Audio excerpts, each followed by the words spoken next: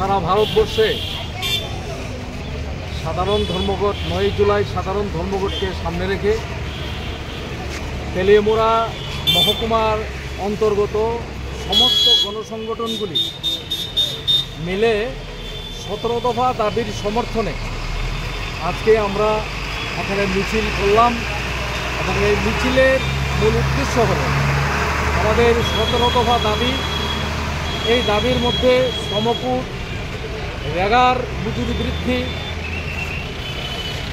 বেকার যুবকদের কর্মসংস্থান এবং কাজের দাবিতে দ্রব্যমূল্য বৃদ্ধি,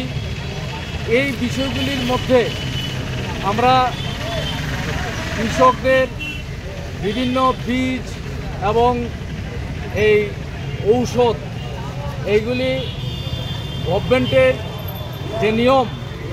যে নিয়ম ছিল আগে যে ভর্তুকির মাধ্যমে প্রদান করা কৃষকদের,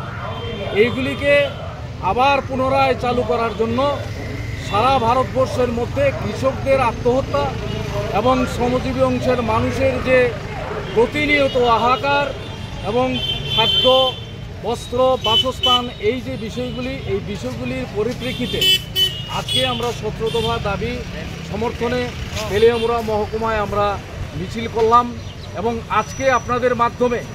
সমস্ত তেলিয়ামুড়া এবং সারা ত্রিপুরা রাজ্যের মানুষের কাছে আমরা আবেদন নিয়ে যেতে চাই যে 9 জুলাই সমস্ত গাড়ি এবং দোকানপাট এগুলি সমস্ত কিছু, স্কুল কলেজ সমস্ত কিছু বন্ধ রেখে আমাদের 17 দফা দাবিকে নিশ্চয়ই আপনারা সমর্থন করবেন। এই হলো আমাদের আজকের কর্মসূচি। সবাইকে ধন্যবাদ, সবাই ভালো থাকবেন।